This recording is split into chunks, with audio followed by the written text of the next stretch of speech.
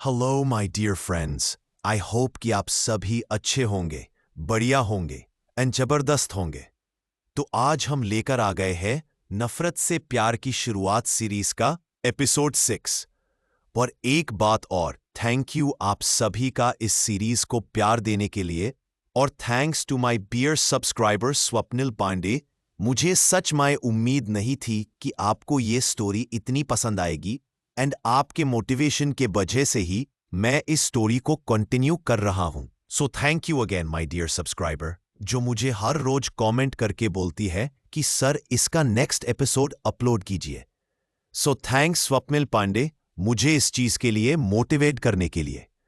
और आप सभी व्यूअर्स से मैं यही कहूंगा कि अगर आपको स्टोरी पसंद आए तो प्लीज यूज लाइक किया कीजिए और हमें कमेंट बॉक्स में बताया करिए कि आपको स्टोरी कैसी लग रही है, या फिर हम और किस तरह की स्टोरी बनाएं जो आप लोगों को पसंद हो। क्योंकि जब आप हमें अपनी डिमांड्स बताएंगे तभी हम उनके अकॉर्डिंग और भी स्टोरी लेकर आएंगे। तो चलिए शुरू करते हैं। रुद्र बिना इंतजार किए एक मुक्का उसके चेहरे पर जड़ देता है। मुक्का इतनी तेज था कि वंश के मुंह से खून निकल आता है। रुद्र बिना रोक उसे एक और मुक्का जड़ के उसके गिरवन को पकड़ के कहता है, बोल क्या करने वाला था बच्ची के साथ, बोल। वही वंश रुद्र के खतरनाक आवाज और उसकी देहकती आंखों में देख के कहता है, सर आप क्या कह रहे हैं? मैं किसी बच्ची को नहीं जानता, आप किसकी बात कर रहे हैं? रुद्र उसको एक और मुक्का मार के कहता है, जिसको तो ड्रग्स देने वाला था। यह सुन वंश के होश उड़ जाते हैं। वो हैरान होकर रुद्र को देखता है। अब उसे बहुत डर लगने लगा था। वंश डरते हुए कहता है, देखिए सर, आपको कोई गलतफहमी हुई है। मैंने किसी को भी ड्रग्स नहीं दिया है। मैं ऐसा वैसा लड़का नहीं हूं। एक अच्छी फैमिली से बिलोंग करता हूं। उसकी बात सुन के रुद्र एक और पंच उसके मुंह पे जड़ देता है। वही जॉन कहता है, प्रेसिडेंट, यह लड़का सब झूठ बोल रहा है। मैंने इसकी पूरी कुंडली निकल ली है। प्रेसिडेंट, इसने यह पहली बार नहीं किया है, बल्कि आए दिन यह हर लड़की को अपनी भोली भाली बातों में फंसा के उसको ड्रग्स दे के उनके साथ रेप किया करता था, और उस चीज की वीडियो भी बना लेता था, और उन वीडियो से उन लड़कियों को ब्लैकमेल करा करता था, ताकि लड़कियां पुलिस के सामने इसकी कोई कंप्लेन ना करें, और वीडियो वायरल करने की धमकी देके उनके साथ बार बार रेप करता था। कितनी लड़कियों ने तो अपनी जान दे दी। यह सब कह के जॉन एक एक करते वंश के हैवानियत के सारे सबूत रुद्र के सामने रख देता है। रुद्र उन सबूत को देखता है जिसमें कितने फोटोज थे, जिसमें लड़कियों को वंश बहुत गंदी तरह टच और किस कर रहा था, और उन्हीं लड़कियों में कुछ लड़कियों की पोस्टमार्टम रिपोर्ट थी जिसमें वजह सुसाइड थी। जॉन कहता है, प्रेसिडेंट, एक फैमिली ने अपनी बेटी की सुसाइड की कंप्लेन की थी, पर इसके बाप ने पैसे देके उनकी फैमिली का एक्सीडेंट करा दिया था। वंश अपनी सारी सच्चाई जॉन के मुंह से सुन के हैरान था, क्योंकि उसने सारे सबूत तो खत्म कर दिए थे। तो ये सब जॉन के हाथ कैसे लगे? ये सब देख के वंश गुस्से में चीख के कहता है, ये सब झूठ है, मुझे फंसाया जा रहा है। वही रुद्र जो एक एक करके सारे सबूत देख रहा था, जैसे वो देख रहा था गुस्सा उतना ही बढ़ने लगता है। वो एक पल के लिए उन फोटोज में वो चाहत को इमेजिन करने लग जाता है। ये देख वो गुस्से में वहां का सारा सामान उठा के पटक देता है और बिना रोक वंश के मुंह पे मुक्का की बरसात कर देता है। वंश का हाल बहुत ही खराब हो गया था। वो चीख के कहता ही, तेरी इतनी हिम्मत, तो बच्ची के साथ ये सब करने की सोच रहा था। तो उसके रेप ये कहते जी वो चुप हो जाता है। उसके सांस फूलने लगती है, गुस्से के मारे वो कांपने लगता है। वही रुद्र को इतना गुस्से में देख के जॉन और शिव की हालत भी खराब हो रही थी। वही रुद्र गुस्से में इधर उधर देखता है, तभी उसकी नजर एक रोड पे जाती है। वो इस रोड को उठा के वंश की एक टांग में मर देता है, जिसे वंश की चीख निकल जाती है। रुद्र फिर रोड उसकी दूसरी टांग पे मारता है, और एक चट की आवाज से उसकी हड्डी टूट जाती है, और वंश बुरी तरह दर्द से चीखने लगता है। वही रुद्र रोकता नहीं और बिना रुके उसे रोड से मरने लगता है। वंश दर्द के मारे बेहोश हो जाता है और वहां शांति छा जाती है। रुद्र इस वक्त बड़ा डेंजरस लग रहा था। उसके पूरे बाल बिखर गए थे। रुद्र उसको बेहोश देख के उसके पास जाके उस पे बाल खींच के कहता है, उठ सेल, तूने क्या सोचा था? मैं तुझे ऐसे ही जाने दूंगा? तो मेरे ही घर में मेरी बच्ची के साथ ये सब करने की सोचेगा और किसी को कुछ पता नहीं चलेगा। तुझे क्या लगा था जो तूने बाकी लड़कियों के साथ किया वो मेरी बच्ची के साथ करेगा, और वो लड़कियां तेरा कुछ नहीं बिगड़ पाई और वहां से चला जाता था। 1 घंटे बाद वंश को होश आता है और वो वापस दर्द के कारण चीखने लगता है। दर्द से उसकी आंखें भी नहीं खुल रही थी। बहुत मुश्किल से वो अपनी आंखें खुलता है, जो अपने सामने बैठे आदमी को देख के डर से रोने लगता है और रोते हुए कहता है, सर मुझे माफ कर दीजिए, मुझसे बहुत बड़ी गलती हो गई, पर मैं कसम खाता हूं दोबारा ऐसी गलती नहीं होगी। मैं अब जिंदगी में चाहत की तरफ नहीं देखूंगा। वही रुद्र गुस्से में खड़ा होके एक पंच उसके मुंह पे मर के कहता है, तेरी हिम्मत भी कैसे हुई बच्ची का नाम अपने गंदे मुंह से लेने की। वंश रोते हुए, सॉरी, अब कभी भी ऐसा नहीं करूंगा। आज के बाद किसी भी लड़की को आंख उठा के नहीं देखूंगा। प्लीज मुझे जाने दीजिए। ये सुन रुद्र हंसते हुए कहता है, ये तूने सही कहा, आज के बाद तू किसी भी लड़की को उठा के नहीं देखेगा। रुद्र की बात सुन वंश थोड़ा कंफ्यूज होकर उसे देखने लगता है। रुद्र उसको ऐसे देखकर कहता है, तुम्हें मेरी बात समझ में नहीं आई ना? रुको अभी समझता हूं। यह कहकर वह जॉन को कुछ इशारा करता है। उसका इशारा पक्के कि जॉन जल्दी से बेसमेंट का दरवाजा खुलता है। जैसे वह दरवाजा खुलता है वहां पर 6 लड़कियां खड़ी थी। वह लड़कियां जैसे वंश के सामने आती है तो वंश उनको देखकर चौंक जाता है। रुद्र वंश के पास जाकर उसके बाल खींचते हुए कहता है, तो कैसा लगा मेरा सरप्राइज? अच्छा लगा ना? यह कह के वो उन लड़कियां को पास जाके कहता, इस आदमी ने तुम सबकी जिंदगी खराब कर दी है। आज तुम्हारे पास मौका है अपने हर दर्द, अपने हर जुल्म के बदला लेने का। वही उन लड़कियों की आंखों में वंश के लिए बेहिसाब नफरत थी। वही उनमें से एक लड़की जाके वंश के मुंह पे थप्पड़ मार देती है। वंश थप्पड़ खाके गुस्से में हो जाता है, पर अपना गुस्सा कंट्रोल करते हुए कहता है, देखो मुझे तुम सब माफ कर दो, आज के बाद तुम सब मेरी बहनें हो। बहन सुन के एक और लड़की उसके मुंह पे थप्पड़ मार के कहती है, चुप कुत्ते, तू तो मर्द भी नहीं है साले, नामर्द है। वंश, डर से तूने अपनी इस भोली शक्ल और मीठी मीठी बतावों से हम सब की जिंदगी खराब कर दी। अब तुझे हम बहन नजर आ रहे हैं? बहनें तो मदों की होती है, तुझे जैसे नामों की नहीं। अपने लिए नामर्द सुन के वंश गुस्से में चीख के कहता है, बस कर साली, तुझे क्या लग रहा है मैं तुझे जाने दूंगा? बहुत उड़ रही है इस रुद्र देवान के साथ पाके।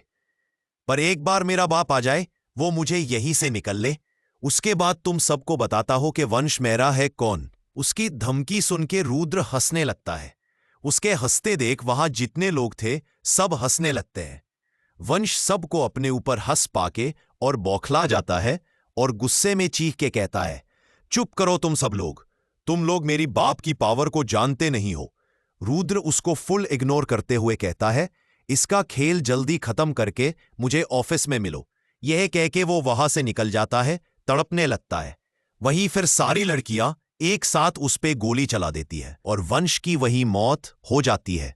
उसका पूरे शरीर गोलियों से छानी था। तभी जॉन का फोन रिंग करता है।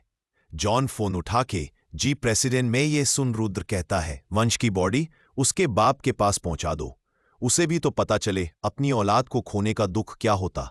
जॉन रुद्र की बात सुन के, ओके प्रेसिडेंट। सुबह हो चुकी थी जब रुद्र मेंशन में जाता है। वो सीधा अपने कमरे में गया क्योंकि उसके कपड़ों में खून लगा था।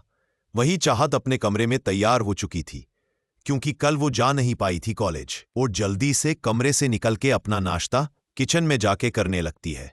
तभी वहां नताशा की फ्रेंड आके उसे मेघ समझ के कहती है, सुनो 3 ग्लास नींबू पानी लेके आओ। यह कह के वो स्टाइल मार के चली जाती है। वही चाहत अपना नाश्ता छोड़ के उसके लिए नींबू पानी बनाने लगती है। नींबू पानी बना के उन सब के लिए लेके जाती है। डाइनिंग एरिया में नताशा और उसकी दोस्त तीनों लोग डाइनिंग टेबल पे बैठी थीं। सब अपना सिर पकड़ के बैठी थी। कल रात ज्यादा पीने की वजह से उनके सिर में दर्द हो रहा था। चाहत चुपचाप आके टेबल पे नींबू पानी रख के जाने लगती है। यह देख नताशा कहती है, चलो अच्छा है, तुमको अपनी औकात याद आ गई, अब जाके हमारे लिए अच्छा सा नाश्ता भी लेके आओ। वही नताशा की एक दोस्त कहती है, मेरे लिए पैनकेक विद ब्लूबेरी शेक लेके आओ।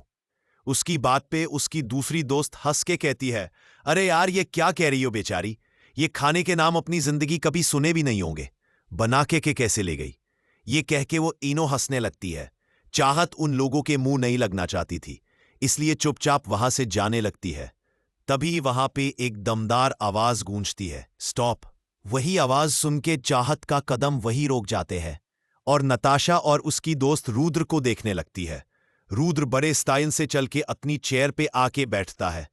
नताशा की दोस्त रुद्र को देख के उसे गुड मॉर्निंग विश करती है। रुद्र उनको कोई जवाब नहीं देता है।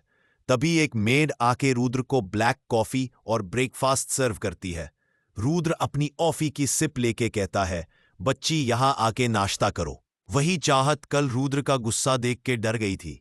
वो बिना कुछ कहे वहां पे जाके बैठ जाती है।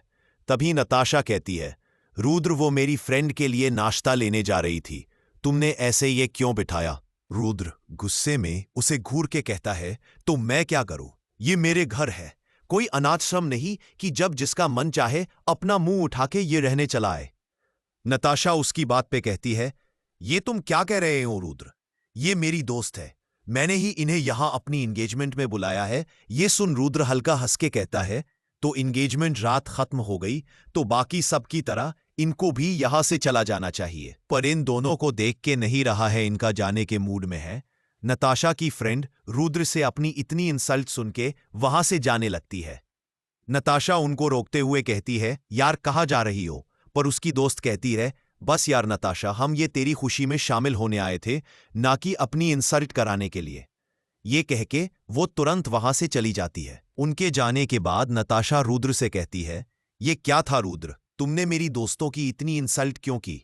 रुद्र अपनी चेयर से खड़ा होकर कहता है, अब तुमको बहुत इंसल्ट नजर आ रही है। जब तुम तीनों बच्ची की इंसल्ट कर रही थी जब नहीं दिखा? मैं तो कुछ भी नहीं किया है, बस जैसे को तैसा किया है। नताशा रुद्र की बात सुन के गुस्से में कहती है, मैंने कोई इंसल्ट नहीं की इसकी। अब ये हमारे घर में रहती है, हमरा खाती रहे, अगर हमारा थोड़ा काम कर दे गई तो घिस नहीं जाएगी। वैसे भी इसकी औकात एक नौकर से ज्यादा तो है नहीं। और रुद्र, क्या तुम भूल गए कि ये लड़की किसकी बेटी है और क्या किया है इसके बाप ने? ये सुन रुद्र को बहुत गुस्सा आता है। वो चीख के, जस्ट शट नताशा, मुझे सब याद है, कुछ नहीं बोला हूं मैं। उसकी चीख सुन के नताशा को एहसास होता है कि वो आज गुस्से में कुछ ज्यादा ही बोल गई, इसलिए वो तुरंत कहती है, सॉरी रुद्र। पर रुद्र उसकी एक नहीं सुनता और वहां से निकल जाता है। वहीं चाहत भी तुरंत वहां से निकल जाती है और गुस्से में वो कार में नहीं बल्कि ऑटो में कॉलेज जाती है। वही कॉलेज में करण बार बार गेट की तरफ देख रहा था और वीर और विहान करण को देख रहे थे। वो उसके देख के कहते हैं, अरे यार, ऐसे बार बार गेट को देखने से भाभी जल्दी नहीं आ जाएगी? करण उन दोनों घूर के देखता है और कहता है, पता है आज मेरा मैच है और मैं चाहता हूं इस बार चाहत मेरा मैच देखे। तभी वहां पे ऑटो रुकता है और चाहत कॉलेज के अंदर आती है। करण चाहत के पास जाके कहता है, गुड मॉर्निंग चाहत, आज ऑटो में। चाहत का मूड ऑफ था। वो उसको ऐसे देख के कहता है, क्या हुआ, तुम उदास लग रही हो? चाहत हल्का स्माइल करके, कुछ नहीं, बस मूड खराब है। वैसे तुम यहां गेट पे क्या कर रहे हो? करण, कुछ नहीं, बस तुम्हारा इंतजार। वो क्या है ना, आज मेरा मैच है। चाहत, oh wow, all the best for your match. आए वैसे कब स्टार्ट है तुम्हारा मैच? ये सुन वीर और विहान आते हुए कहते हैं, वो बस आधे घंटे बाद। चाहत उन सबको देख के कहती है, वैसे मिश्री कहाँ है? तभी पीछे से आवाज आती है, तुमने पुकारा और हम चले आए हैं।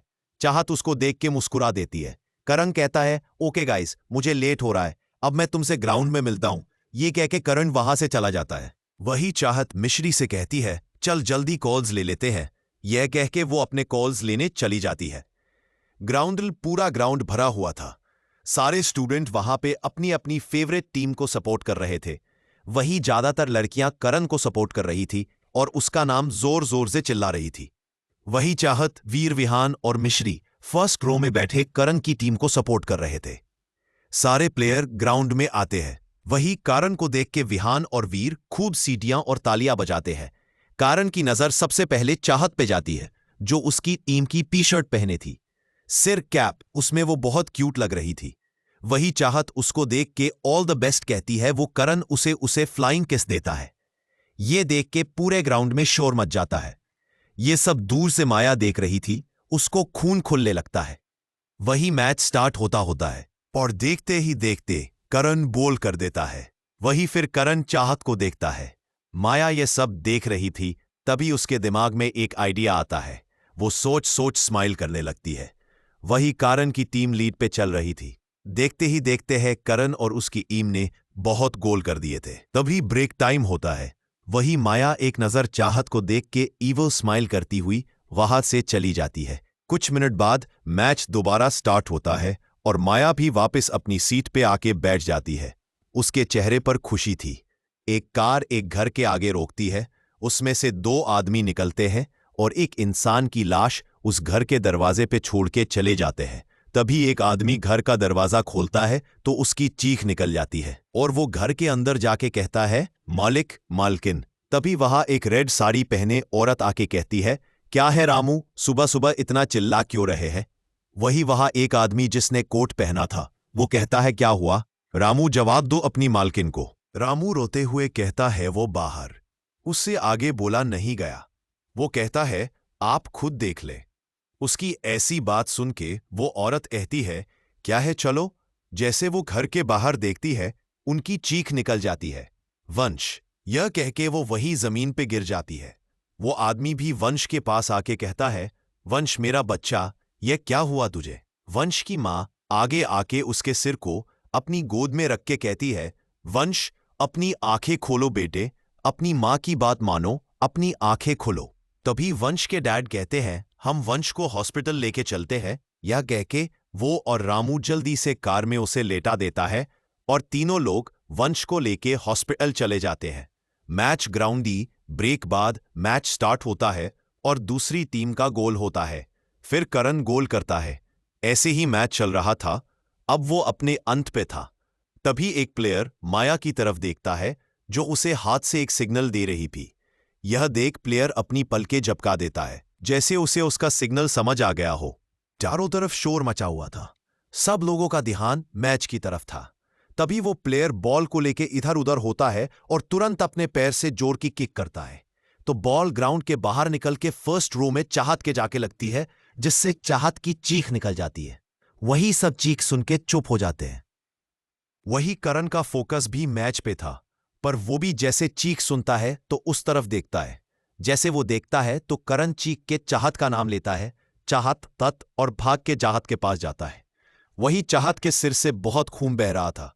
करण उसे पास आता है और खून देखता है। चाहत की आंखों के सामने अंधेरा छा जाता है और वो बेहोश हो जाती है। करण उसे अपनी बाहों में संभाल लेता है। चाहत को बेहोश देख के मिश्री जोर जोर से रोने लगती है। वीर और विहान करण से कहता है, यार हमें चाहत को जल्दी ही पास वाले हॉस्पिटल लेके जाना चाहिए।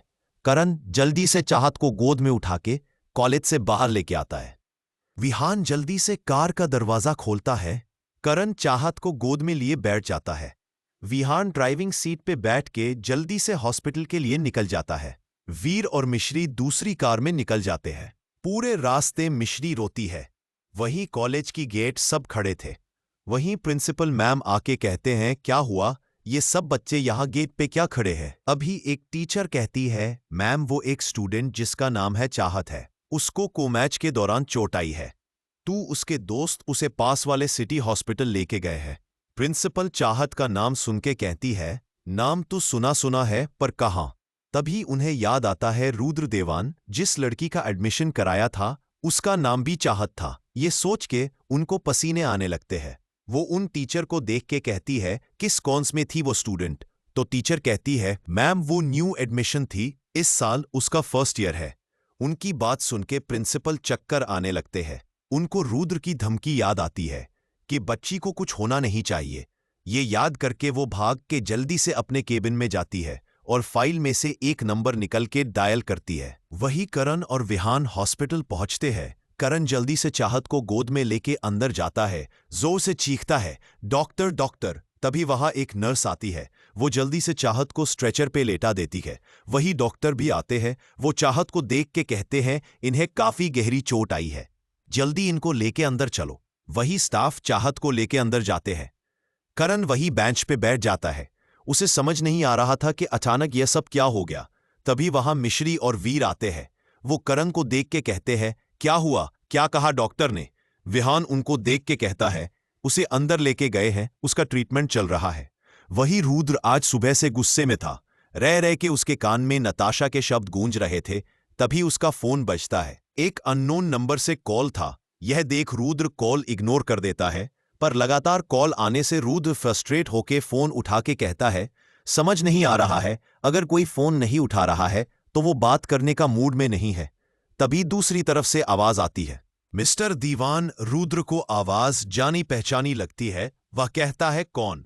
तभी दूसरी तरफ से एक औरत कहती है, मिस्टर दीवान, मैं मिस चाहत की प्रिंसिपल बात कर रही हूं। चाहत का जिक्र सुन के रुद्र के हाथ फोन पर कस जाते हैं और वह सीरियस होते हुए कहता है, कहिए क्या बात है? तो प्रिंसिपल मैम डरते हुए कहती हैं, मिस्टर दीवान, मिस चाहत को चोट आई है और इस वक्त वह हॉस्पिटल में है। जैसे रुद्र प्रिंसिपल की बात सुनता है, उसका दिल की धड़कन तो जैसे रोक सी जाती है, वो जैसे सदमे में चला गया हो। तभी प्रिंसिपल मैम कहती है, मिस्टर दीवान, आप सुन रहे हैं ना? रुद्र अपनी चेयर से खड़ा होते हुए कहता है, कौन सा हॉस्पिटल? प्रिंसिपल डरते हुए कहती है, वो सिटी हॉस्पिटल। रुद्र तुरंत फोन काट देता है और जल्दी में अपनी कार में बैठकर हॉस्पिटल के लिए। वही हॉस्पिटल में डॉक्टर बाहर आते हैं। उनको देख के सब खड़े हो जाते हैं और करण उनके पास जाके कहता है, अब कैसी है चाहत? यह सुन के डॉक्टर कहते हैं, शी इज फाइन नाउ। वक्त रहते इनका इलाज हो गया, वरना इनकी जान को खतरा हो जाता। खैर, चोट घड़ी की सुई के बराबर थी। डॉक्टर ने बताया है कि हमने स्टिचेस लगा दिए थे, बस अब इनको प्रॉपर रेस्ट और ट्रीटमेंट की जरूरत है। ओके कह के वो वहां से चला जाता है। डॉक्टर की बात सुन के सब राहत के सांस लेते हैं। वंश की फैमिली उसको लेके हॉस्पिटल आती है। वंश के डैड चिल्लाते हुए कहते हैं, डॉक्टर डॉक्टर। तभी वहां एक डॉक्टर भाग के आता है। वंश के डैड उस डॉक्टर का गिरेबान पकड़ के कहते हैं, सुन डॉक्टर, मेरे बेटे को जल्द से जल्द ठीक कर, वरना मैं तुझे ऊपर भेज दूंगा। उसकी बात सुन के डॉक्टर डर जाता है और जल्दी से वंश को चेक करता है। जैसे वो चेक करता तो हैरान हो जाता है, क्योंकि वंश की सांसें नहीं चल रही थीं। उसका शरीर ठंडा पड़ चुका था। उसे समझ नहीं आ रहा था वो अब क्या कहे। वंश की मॉम रोते हुए डॉक्टर के सामने हाथ जोड़ के कहती है, डॉक्टर, मेरे बेटे को अच्छा कर दीजिए।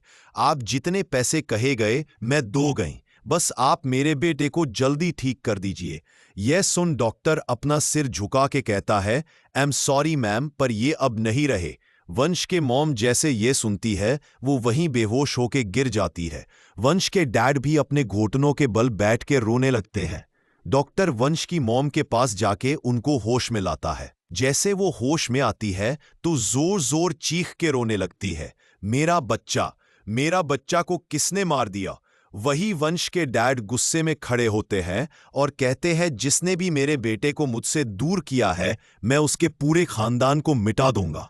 जिसने मेरे औलाद छीनी है, मैं भी इससे उसकी औलाद छीनूंगा। उनकी आंखें गुस्से में दहक रही थी। वही करण और उसके दोस्त चाहत को वार्ड में देखने जाते हैं। वही चाहत बेड पे बेहोश पड़ी थी। उसके सिर पे पट्टी बंधी थी और हाथ में वीको लगा था। करण जब चाहत की ऐसी हालत देखता है तो उसकी आंखें नम हो जाती है। वही उन तीनों की आंखें भी नाम थी। करण धीरे से चाहत के पास जाके चेयर पे बैठता है और उसका हाथ पकड़ के कहता है, आई एम सॉरी चाहत, मेरे होते हुए भी तुमको चोट आ गई और मैं कुछ न कर सका। यह सब कहते हुए उसका गला भर आता है। और वीर और विहान ने आज तक करण को किसी भी लड़की के लिए रोता हुआ नहीं देखा था। वो दोनों उसके पास आके कहते हैं, तू परेशान मत हो, करण देखना, चाहत जल्दी ही ठीक हो जाएगी, बहुत स्ट्रांग लड़की है। वही वार्ड में एक नर्स आके कहती है, यह कुछ इंजेक्शन है, इसको मंगवा लीजिए। यह सुन विहान कहता है, आप मुझे दे में लेके आता हो। तभी करण कहता है, नहीं, मैं लेने जाऊंगा, मुझे डॉक्टर से कुछ बात भी करनी है। यह कह के वो नर्स से प्रिस्क्रिप्शन लेके जाना लगता है। तू उसके पीछे विहान जाते हुए कहता है, रोज मैं भी तेरे साथ चलता हूं। यह कह के वो दोनों वहां से चाल जाते हैं। वहीं मिश्री चाहत के पास उसका हाथ पकड़ के बैठ जाती है। वहीं वीर मिश्री को देखता है तो बहुत परेशान थी। रुद्र की कार हॉस्पिटल के सामने रोकती है। वो भागता हुआ अंदर जाता है और सीधा रिसेप्शन के पास आके कहता है, चाहत नाम की पेशेंट आपके हॉस्पिटल में अभी आया है। वो रिसेप्शनिस्ट रुद्र देखती है तो देखती रह जाती है। आज तक उसने अपनी लाइफ में इतना हैंडसम और हॉट बंदा नहीं देखा था। रुद्र को जवाब न मिलने पर वो जोर से टेबल पे हाथ मार के कहता है, आंसर मी आइडेट। उसकी चीख सुन के वो रिसेप्शनिस्ट डर जाती है और डरते हुए कहती है, 1 मिनट सर, ये कह के वो जल्दी से रिकॉर्ड चेक करके कहती है, यस सर, वो उनको थोड़ी देर पहले ही एडमिट किया गया है, वो इस टाइम रूम नंबर 408 में है। ये सुन रुद्र बिना टाइम वेस्ट करे वहां से चला जाता है। वही चाहत बेहोशी में बड़बड़ा रही थी, पर वो क्या कह रही थी कोई समझ नहीं पा रहा था। तभी वार्ड में रुद्र आता है। रुद्र की नजर जैसे चाहत पे जाती है तो मानो उसको ऐसा लगता है कि उसके दिल पे किसी ने खंजर से वार किया हो। अपने सीने में उसे बहुत ज्यादा दर्द महसूस होता है। वो धीरे से चलता हुआ उसके पास जाता रहे। वही मिश्री और वीर दोनों रुद्र को हैरानी से देख रहे थे। वो दोनों उसको देख के कहते हैं, एक्सक्यूज मी सर, आप कौन हैं? पर रुद्र उनको जवाब देने की बजाय खुद सवाल करता है, अब कैसी है बच्ची? रुद्र का सवाल सुन के मिश्री चाहत को देख के कहती है, डॉक्टर ने कहा ये अब खतरे से बाहर है, वक्त पे हॉस्पिटल आने से, बस चोट गहरी है इसलिए रेस्ट बताया है। वही रुद्र बस एक तक चाहत को देख रहा था जो बेहोश उस बेड पे पड़ी थी। रुद्र मिश्री की बात सुन के कहता है, तो तुम लोग इसे हॉस्पिटल लेके आए हो? मिश्री कहती, जी सर, चाहत हमारी दोस्त है। यह सुन रुद्र अपनी जेब से चेक निकल के बेड पे रखता है और चाहत को अपनी गोद में उठा लेता है। यह देख के मिश्री और वीर हैरान होते हुए कहते हैं, सर, ये आप क्या कर रहे हैं? कहाँ लेके जा रहे हैं चाहत को? वही रुद्र उन चाहत को ठीक से अपनी बाहों में भरते हुए कहता है, तुम लोग बच्ची को वक्त हॉस्पिटल ले आए, इसका इलाज कराया, इसके लिए ब्लैक चेक बेड पे रखा है, जितना मन चाहे अमाउंट भर लेना, पर इससे से आगे बच्ची की फिक्र करने की जरूरत नहीं है। रुद्र देवान अकेला काफी है चाहत के लिए। यह कह के वो बिना एक पल उन दोनों की तरफ देखे वहां से निकल जाता है। वहीं मिश्री और वीर मुंह खुले रुद्र को देख रहे थे। कभी वहां करण और विहान आते हैं इंजेक्शन लेके, पर जैसे वो वार्ड में आते तो बेड पे किसी को न देख के करण हैरान होके कहता है, चाहत कहाँ गई? मिश्री और वीर उन्हें सारी बात बताते हैं तो वो दोनों गुस्से में रुद्र को अपने साथ ले जाने पर गालियां गालों में देने लगते हैं। वहीं मिश्री और वीर मुंह खुले रुद्र को देख रहे थे। तभी वहां करण और विहान आते हैं इंजेक्शन लेके, पर जैसे वो वार्ड में आते तो बेड पे किसी को न देख के करण हैरान होके कहता है, चाहत कहाँ गई? मिश्री और वीर उन्हें सारी बात बताते हैं तो वो दोनों गुस्से में रुद्र को अपने साथ ले जाने पर गालियां गालों में देने लगते हैं। वहीं मिश्री और वीर मुंह खुले रुद्र को देख रहे थे। चाहत को ले गया और तुम लोगों ने कुछ नहीं करा। यह सुन वीर ने कहा, अरे यार, वो हमने पूछा था कि कहाँ लेके जा रहे हैं और कौन हो आप तू? उस आदमी ने ब्लैंक चेक देके कहा कि रुद्र देवान अकेला काफी है चाहत के लिए। यह कह के वो बड़े एटीट्यूड के साथ उसे ले गया। उसकी पर्सनैलिटी ही ऐसी थी भाई के उसे देख के मुझसे तो बोला नहीं जा रहा था। विहान सुन के कहता है, क्या नाम लिया? तो मिश्री कहती है, रुद्र देवान। विहान सुन के कहता है, क्या सच में द रुद्र देवान आए था? करण वाही सैड होके सोफे पे बैठ के कहता है, हाँ, वो चाहत देवान मेंशन में रहती है, शायद वो उसके अंकल है। यह सुन वीर कहता है, कौन अंकल? उसे देख के कोई कह नहीं सकता कि वो चाहत के अंकल है। वो दोनों साथ में कितने परफेक्ट लग रहे थे, और वो आदमी तो चाहत की कितनी फिक्र कर रहा था। मुझे तो दोनों मेड फॉर ईच अदर लग रहे थे। वीर बिना सोचे समझे करण के सामने अपने दिल की बात बोले जा रहा था। वही वीर की बात सुन के करण को बहुत गुस्सा आता है। वो वीर के मुंह वो एक पंच करके कहता है, जस्ट शट अप। वही वीर को एहसास होता है कि वो करण से क्या क्या बोल गया। रुद्र चाहत को उठा के अपनी कार में बैठता है, फिर हॉस्पिटल से निकल के उसकी कार सीधा डार्क हाउस में रोकती है। रुद्र कार से उतर के चाहत को वापस अपनी गोद में उठा के डार्क हाउस के अंदर लेके जाता है। डार्क हाउस में जितना भी स्टाफ था सब हैरान होके रुद्र को देखता है, क्योंकि यह पहली बार था जब इस डार्क हाउस में रुद्र किसी लड़की के साथ आया हो, और वो भी उसकी बाहों में। सारे नौकर तो जैसे शोक में चले गए थे, पर रुद्र किसी पे ध्यान ना देके सीधा एक रूम में जाता है और चाहत को बहुत आराम से बेड पे लिटा देता है, जैसे वो कोई कांच की गुड़िया हो। फिर कुछ पल यूं ही चाहत को देखने के बाद रुद्र अपना फोन उठा के डॉक्टर की टीम को डार्क हाउस बुलाता है। थोड़ी ही देर में डॉक्टर की टीम डार्क हाउस में खड़ी थी। एक फीमेल डॉक्टर चाहत को चेक कर रही थी। रुद्र की नजरें इस वक्त सिर्फ उन पे ही थी। काफी समय बाद डॉक्टर पूरा चेक करने के बाद कहती है, घबराने वाली कोई बात नहीं है, ये ठीक है, बस कुछ इंजेक्शन और दवाई लगनी थी, वो हमने लगा दी है। कल सुबह तक इन्हें होश आएगा, जब और हम इनकी कंडीशंस के बारे में और बता सकते गए। पल फिर ये ठीक है। अगर आप कहे तो एक नर्स यहां रह के इनको रात में चेक कर ले गई। ये सुन के रुद्र बस हम में सिर हिला देता है और डॉक्टर की टीम चली जाती है। बस एक नर्स रोक जाती है। वही दूसरी तरफ एक घर में अंतिम संस्कार की तैयारी हो रही थी। वही एक आदमी आके कहता है, मिस्टर मेहरा, सुन के बहुत अफसोस हुआ। हमको तो अब भी यकीन नहीं हो रहा है कि वंश अब हमारे बीच नहीं रहा। वंश के डैड की आंखों में आंसू थे। वो आदमी उनको चुप करके के कहता है, संभाले खुद को, ऐसे आप कमजोर नहीं पड़ सकते।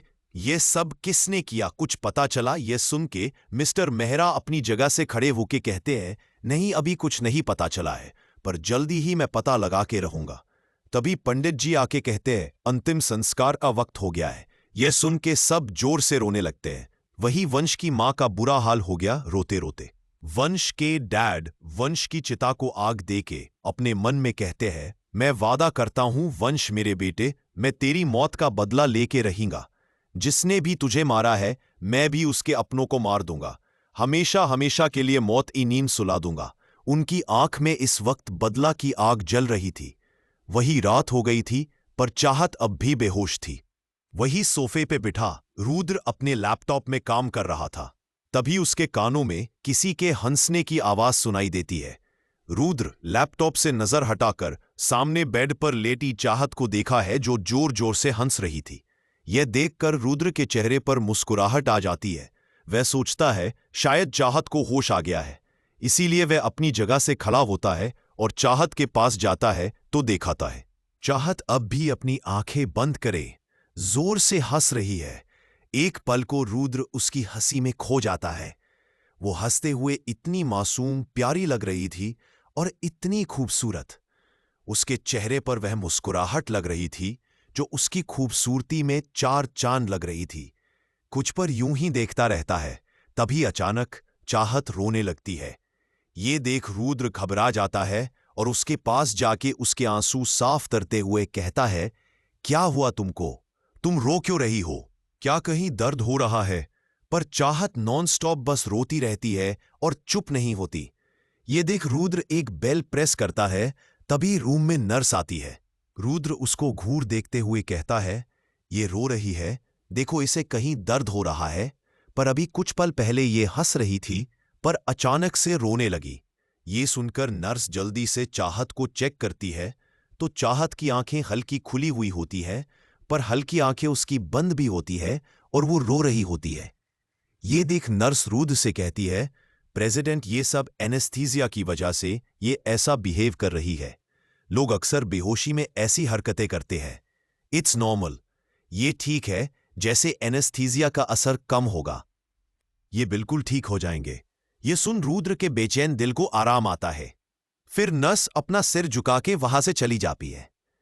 रुद्र वापस चाहत के पास आता है जो अब भी रो रही थी। ये देख रुद्र उसके सिर पे हाथ फेर के कहता है, क्या हुआ बच्चे, क्यों रो रहे हो? वही चाहत को जैसे प्यार भरा टच का एहसास होता है, उसका रोना काम हो जाता है। वो अपनी अंधखुली आंखों से रुद्र को देखती है जो उसे बहुत प्यार से देख रहा था। ये देख के चाहत कहती है, आप बहुत बुरे हैं। ये सुन रुद्र मुस्कुरा देता है और कहता है, क्या पर क्यों? मैंने तो आज तक तुमको परेशान नहीं किया। ये सुन चाहत उसके सीने पे मार के कहती है, आप बुरे हैं, आप डेविल हैं। वही रुद्र उसके हाथ को पकड़ के कहता है, तो मैं तुमको डेविल लगता हो? पता भी डेविल कैसे होते हैं? चाहत अपना हाथ छोड़ते हुए कहती है, मुझे अच्छे से पता है डेविल कैसे होता है। रुद्र हैरान होके, अच्छा कैसे होते हैं? चाहत मुस्कुरा के कहती है, आप जैसे होते हैं। रुद्र, अच्छा तुम में मेरे जैसे डेविल होते हैं? तुमने क्या अब तक पढ़ा नहीं कि डेविल कैसे होते हैं? डेविल के तो बड़े बड़े सिंग होते हैं, बड़े बड़े नाखून होते हैं। मेरे तो सिंग भी नहीं है और नाखून भी बड़े नहीं है, तो मैं डेविल कैसे हुआ?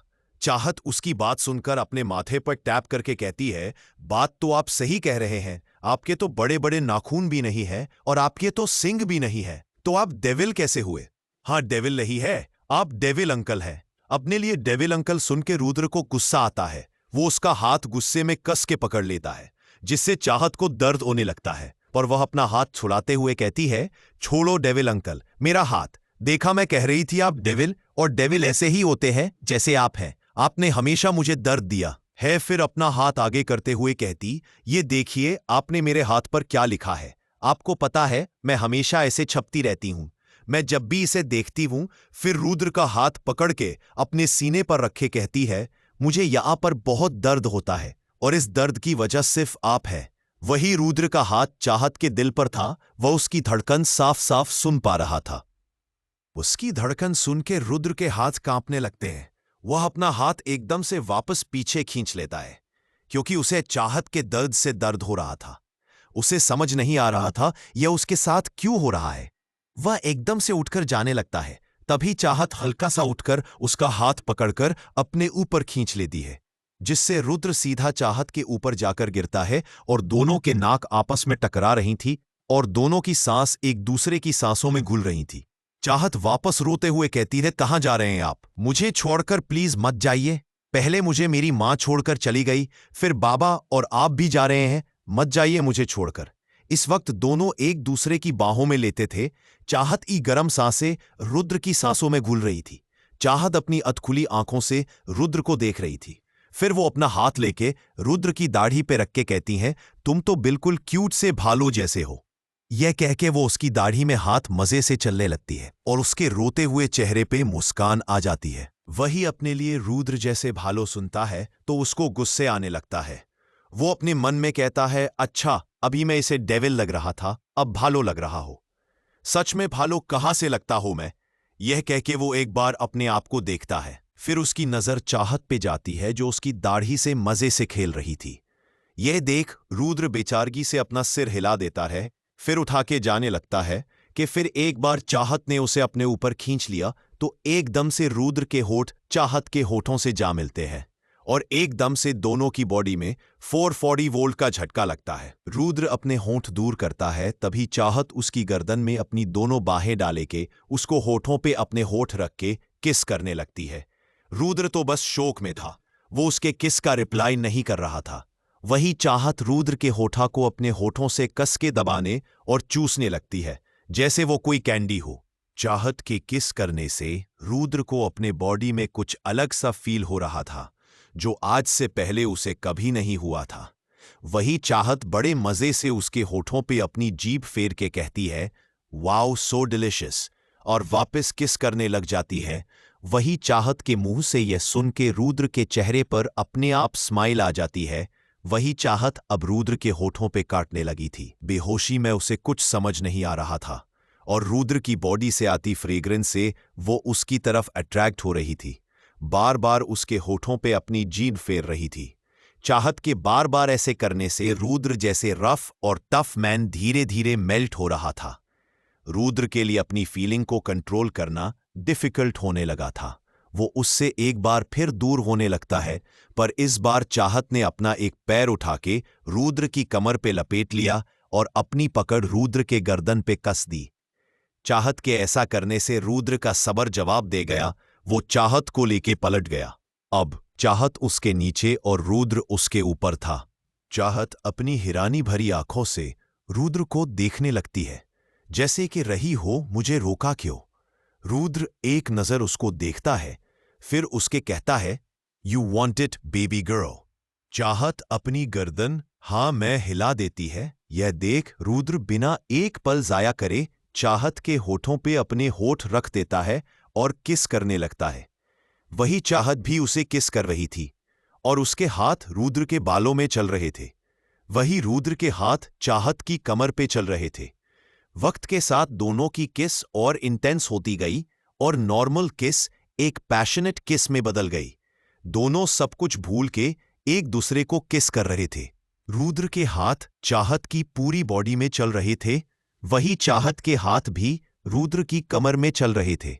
काफी वक्त बाद जब चाहत को सांस लेने में दिक्कत होती है तो वो रुद्र को खुद से दूर करने लगती है। यह देख रुद्र एक बाइट उसके होठ पे करके उसके होठ छोड़ देता है। वही चाहत के मुंह से हल्की आह निकल जाती है। चाहत लंबी लंबी सांसें लेने लगती है, वही रुद्र भी लंबी सांसें ले रहा था। दोनों के बीच इस वक्त बहुत इंटेंस माहौल था। दोनों की बॉडी में एक अजीब सी आग लगी थी। चाहत को दावा का नशा हुआ था और रुद्र को चाहत का नशा हुआ था। उसकी आंखें में आज चाहत के लिए एक अलग ही इमोशन थे, जो अल्फाज में बयां करना बहुत मुश्किल था। वही देर रात नाश्ता हॉल में सोफे पे बैठी थी। आज सुबह उसने रुद्र को गुस्से में क्या क्या बोल दिया था, यह सोच के उसे अपने ऊपर गुस्सा आ रहा था। रात के 2 बजने आए थे, पर रुद्र घर वापस नहीं आया। ये देख के नताशा कहती है, इस वक्त तक तो रुद्र घर आ जाते हैं, पर आज क्यों नहीं आए? कहीं मुझसे नाराज तो नहीं? क्या पता गुस्से में ये सगाई तोड़ दे। नहीं नहीं, मैं ऐसा किसी भी कीमत पे होने नहीं दूंगी। ये कह के वो अपना फोन उठा के रुद्र को लगा देती है। वही रुद्र और चाहत इस वक्त एक दूसरी की बाहों में थे। कभी रुद्र का फोन रिंग करता है, जो टेबल पे रखा था। वही फोन की आवाज से दोनों लोग फोन की तरफ देखते हैं। रुद्र अपना फोन लेने के लिए उठा के जाने लगता है, पर चाहत ने उसे उठने नहीं दिया। नहीं नहीं, आप कहीं नहीं जाए गए, मुझे पता है। आप मुझे छोड़ के चले जाए गए। सब लोग मुझे छोड़ के चले जाते हैं, पर मैं इस बार नहीं जाने दूंगी। यह सुन रुद्र कहता है, बच्चे देखने तो दो, किसका का फोन है? वही चाहत अपना तेज तेज सर ना मैं हिला के कहती है, नहीं बिल्कुल नहीं, कह के अपना सर उसके सीने पे रख लेती है। उसकी जिद देख के रुद्र आगे कुछ नहीं कहता है। नताशा ने 2-3 बार कॉल कर लिया, पर रुद्र ने कॉल रिसीव नहीं किया था। यह देख नताशा गुस्से में अपना फोन सोफे पे पटक देती है। वही रुद्र के सीने पे चाहत अपना सिर के लेती होती है और रुद्र उसके बाल सहला रहा था बड़े प्यार से। वही चाहत वापस नींद में चली जाती है। उसकी गर्म सांसें रुद्र को महसूस होती है, तो उसके चेहरे पर सुकून उतर आता है और वो भी धीरे धीरे नींद में चला जाता है। आज दोनों जिंदगी में पहली बार एक दूसरे की बाहों में सो रहे थे। अब कल सुबह दोनों के बीच नजदीकियां बढ़ती है या वापस आ जाएगी दूरियां। अगली सुबह करण जल्दी उठ गया था और जिम कर रहा था, पर उसका मन किसी भी काम में नहीं लग रहा था। उससे बार बार चाहत की याद आ रही थी। उसका दिल में आराम नहीं था। वो बस जानना चाहता था कि चाहत कैसी है, उसकी तबीयत कैसी है। जिम करके वो कमरे आता है और शावर लेने लगता है। वो तैयार होके बाहर आता है और बिना नाश्ता करे जाने लगता है, तो उसकी मॉम उसे रोक के कहती है, करण नाश्ता तो कर लो, पर उसका दिल नहीं था, इसीलिए वो मना करके चला जाता है। उसकी कार देवान मेंशन के सामने खड़ी थी, पर उसकी हिम्मत नहीं हो रही थी अंदर जाने की। इनफैक्ट देवान मेंशन में ऐसे कोई जा भी नहीं सकता था। उसकी सिक्योरिटी बहुत टाइट थी। वही करण कहता है, यार बस एक बार चाहत दिख जाए, मेरे पास उसका कॉन्टैक्ट नंबर नहीं है जिससे मैं उससे बात कर सकूं। अब जब मिलोगा तो नंबर ले लूंगा। यह कह के वो काफी देर बाहर इंतजार करता है कि कहीं किसी खिड़की पे उसके चाहत नजर आ जाए, पर वो हो न सका। इसीलिए करण मायूसी भरे दिल से कॉलेज चला जाता है। वही डार्क हाउस में रुद्र और चाहत आराम से एक दूसरे की बाहों में सो रहे थे। सुबह के 9 बजने आए थे और दोनों अब तक सो रहे थे। वही धीरे धीरे चाहत को होश आता है। वो अपना सिर कस के पकड़ लेती है। आह मेरा सिर। वही उसकी कराने की आवाज से रुद्र की भी आंख खुलती है। वो चाहत की तरफ देखता है, जो अपना सिर कसके की पकड़ी थी। रुद्र एकदम से उठकर बैठता है और चाहत का सर पर हाथ रखकर कहता है, क्या हुआ बच्चे, दर्द हो रहा है? वही चाहत जो दर्द से अपना सिर पकड़े थी, वो एकदम से अपनी आंखें खोलकर देखती है। उसके बगल में रुद्र बैठा था। ये देख उसकी आंखें हैरानी से बड़ी हो जाती है और वो एकदम से रुद्र को पीछे धक्का देके कहती है, आपकी हिम्मत कैसे हुई मेरे साथ एक बेड पर लेटने की? वही चाहत की बात सुनकर रुद्र को शौक लगता है। उसको रियलाइज ही नहीं होता कि सुबह हो चुकी है और चाहत को होश आ गया है। वही चाहत उसको गुस्से में घूर रही थी। यह देख रुद्रा कहता है, देखो इसमें गलती मेरा नहीं है, इसमें पूरी की पूरी गलती तुम्हारी है। मैं सोफे पर सो रहा था, पर तुम मेरे पास आई थी और मुझे अपने पास खींचा था। मैं नहीं आया था तुम्हारे पास। यह सुन चाहत का गुस्सा और बढ़ जाता है और वह उस पर गरजते हुए कहती है, क्या बकवास कर रहे हैं आप? मैं अपनी मर्जी से आपके करीब आऊं, ऐसा हो ही नहीं सकता है। आप झूठ बोल रहे थे। वहीं अपने लिए झूठा सुन के रुद्र को गुस्सा आ जाता है और वह कस के चाहत का हाथ पकड़कर कहता है, just shut up your mouth. Rudra देवान कभी झूठ नहीं बोलता। तुम्हें मेरी बात पे यकीन नहीं हो रहा ना, तो देखो देखो ये निशान। रुद्र अपनी गर्दन दिखाते हुए चाहत से कहता है, देखो ये निशानी जो रात में तुमने जबरदस्ती बनाया है जब तुम मुझे। वही चाहत जब रुद्र की गर्दन पर वह निशान देखी है तो एकदम से हैरान हो जाती है, क्योंकि उसके गर्दन में चाहत के नाखून की खरोंचें थी जो उसने ही रात में उसे दी थी। उसे खुद के ऊपर बहुत गुस्सा आ रहा था। उससे अपने ऊपर यकीन नहीं हो रहा था कि वह कुछ ऐसा भी कर सकती है। इस वक्त उसे इतनी ज्यादा एम्बैरेसमेंट और शर्म फील हो रही थी कि उसका दिल चाह रहा था कि वो कहीं भाग जाए, कहीं जाके चुप जाए जहां उसे रुद्र का सामना न करना पड़े।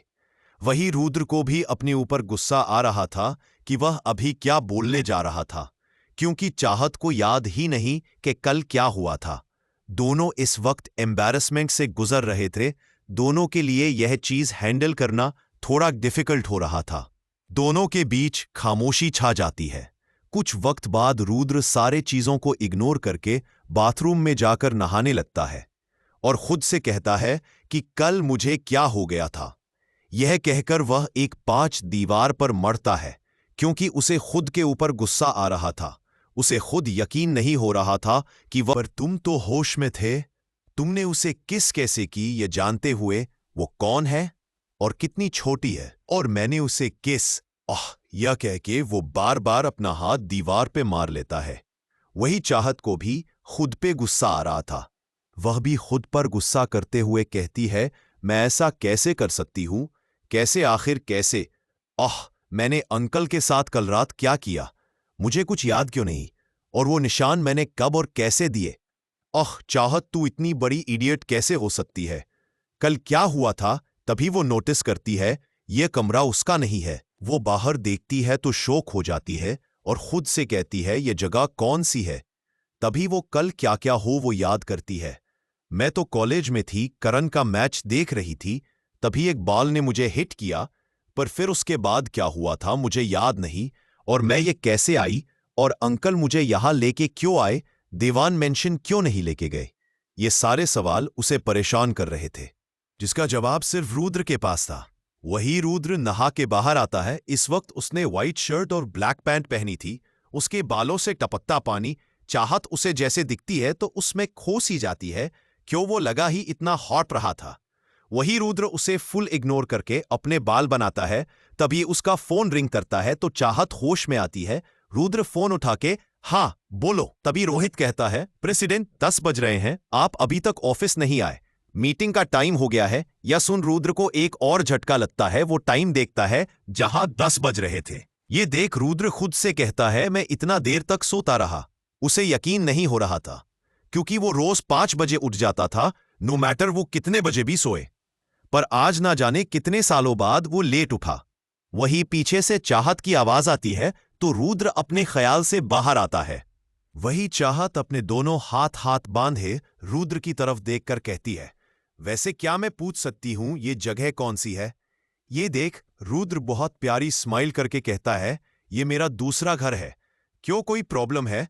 तो चाहत चीड़ के कहती है, हाँ प्रॉब्लम है, मुझे ये जानना है कि आप मुझे यहां क्यों लेके आए हैं, हम घर क्यों नहीं गए?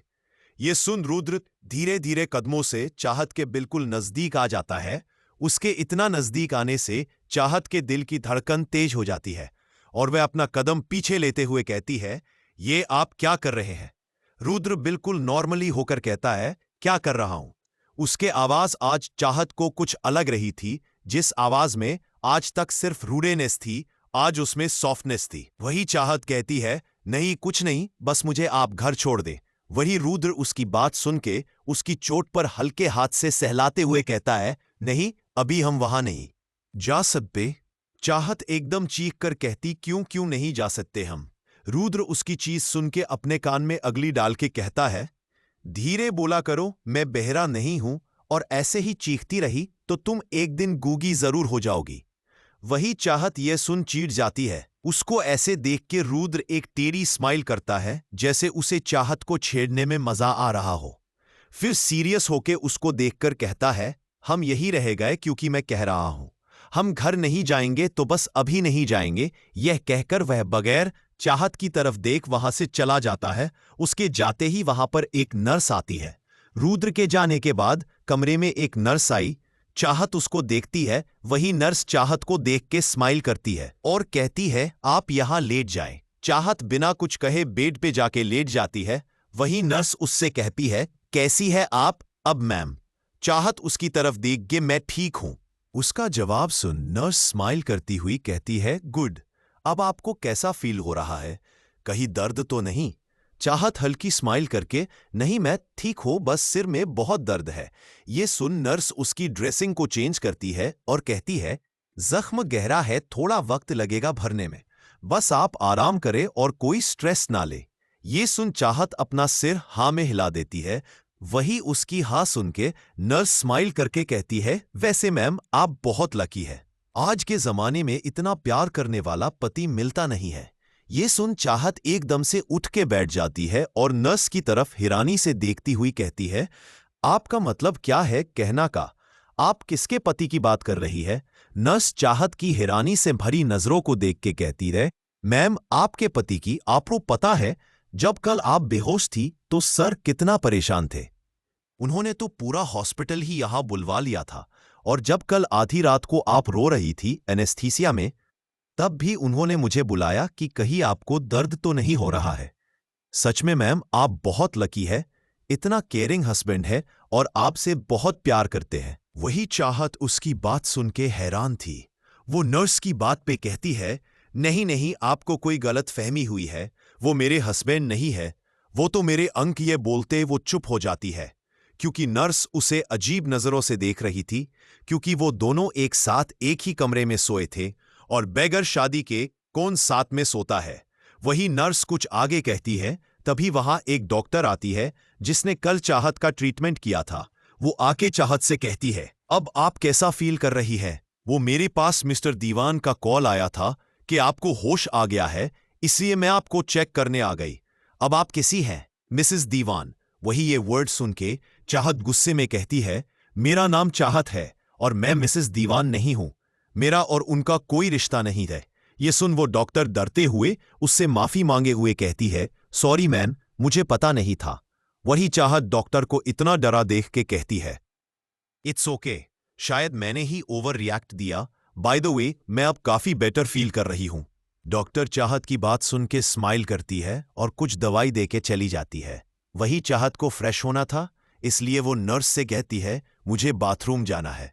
यह सुन वो नर्स उसे बाथरूम लेके जाती है। वही चाहत फ्रेश होके आती है। नर्स उसे स्पॉन्ज बाथ दे के रेडी करती है। उसके बाद वहां एक मेड आती है और उसके लिए नाश्ता लगाते हुए कहती है, मैम प्रेसिडेंट के स्ट्राइक ऑर्डर है कि आप ये नाश्ता पूरा खत्म करें। वो अभी थोड़ी देर में आएंगे सब चेक करने। वही मेड की बात सुन के नर्स के मुंह से निकल जाता है, हाउ केयरिंग। वही चाहत एक नजर उस नर्स को देखती है। यह देख वो नर्स जल्दी से वहां से निकल जाती है। वही वो मेड भी चली जाती है। उन लोगों के जाने के बाद चाहत नर्स की बात याद करती है। वो याद करते हुए चाहत बेड पे लेट के कहती है, क्या सच में अंकल को मेरी फिक्र है? पर ऐसा कैसे हो सकता है? वो तो हमेशा से मुझसे नफरत करते आ रहे हैं। यह कहते हुए उसकी आंख से आंसू बह जाता है। उसका दिल में दर्द उठने लगता है। वही ऑफिस में रुद्र बैठा अपना काम कर रहा था। उसके फोन पे अब तक 100 से भी ज्यादा नताशा की मिस कॉल पड़ी थी, पर उसकी किसी भी कॉल का रिप्लाई नहीं दिया था रुद्र ने। कि तभी उसका डोर नॉक होता है। रुद्र कम इन बोलता है कि तभी अंदर नताशा आती है। उसको देख के रुद्र को गुस्सा आ जाता है। वही नताशा रुद्र के सामने आके कहती है, रुद्र आई नो तुम मुझसे गुस्सा हो और होना भी चाहिए, क्योंकि गलती मेरी थी। इसलिए रुद्र मैं तुमको रात से कॉल कर रही है सॉरी कहने के लिए, पर ना रात को तुम घर आए ना ही कॉल उठाया। वैसे तुम कल रात कहाँ थे? नताशा का यह सवाल सुन रुद्र की आंखों के सामने रात का सीन चल जाता है। उसका और चाहत का किस करना, उसके वो खूबसूरत होठ, यह याद करते हुए रुद्र के चेहरे पर अपने आप एक स्माइल आ जाती है। वही नताशा रुद्र की स्माइल देख के बिल्कुल शॉक थी, क्योंकि रुद्र बहुत रेयरली स्माइल करता था। नताशा उसे देख के कहती है, बताओ ना रुद्र। रुद्र अपने ख्याल से बाहर आता है और उसके चेहरे पर जो स्माइल थी वो गुस्से में बदल जाती है।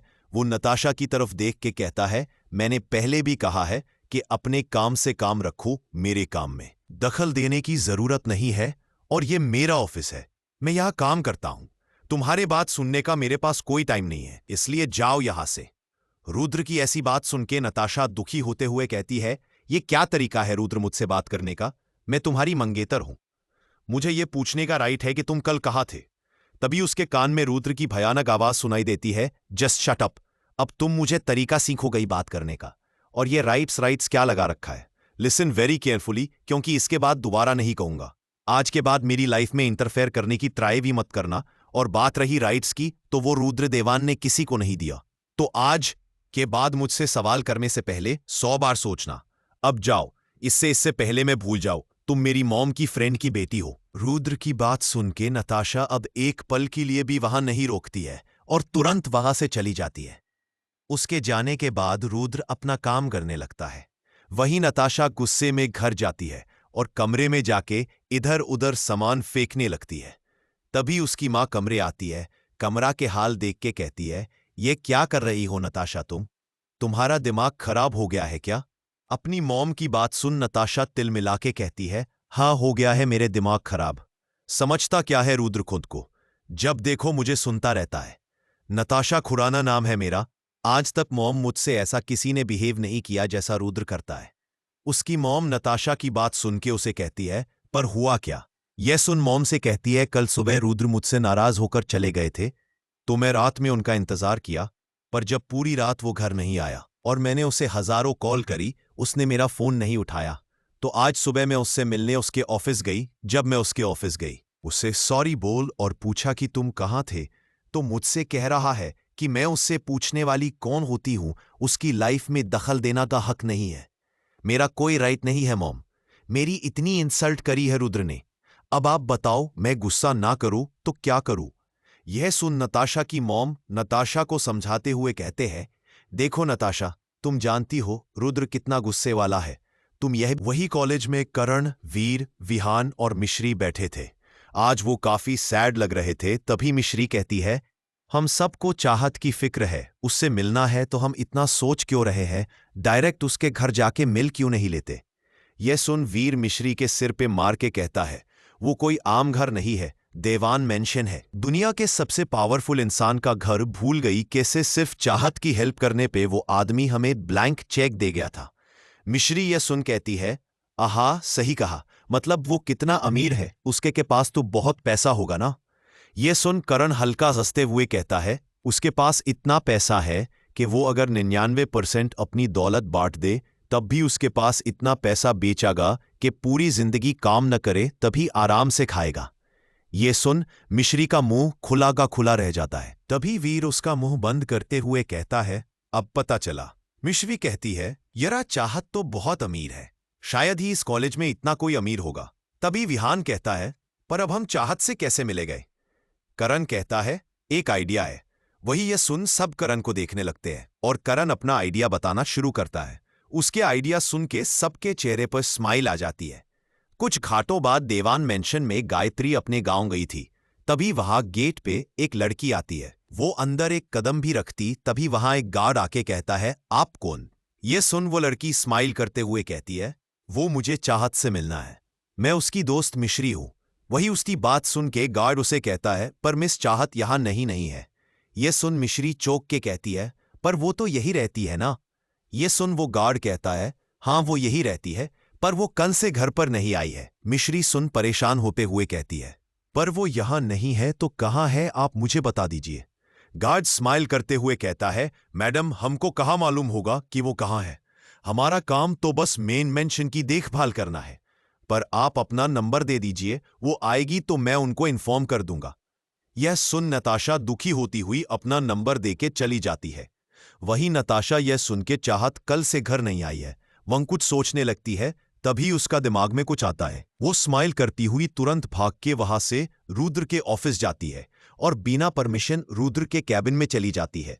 रुद्र जो अपना काम कर रहा था, एक बार फिर नताशा को देख के उसका दिमाग खराब हो जाता है, पर वो कुछ कहता इससे पहले ही नताशा कहती है, चाहत भाग गई।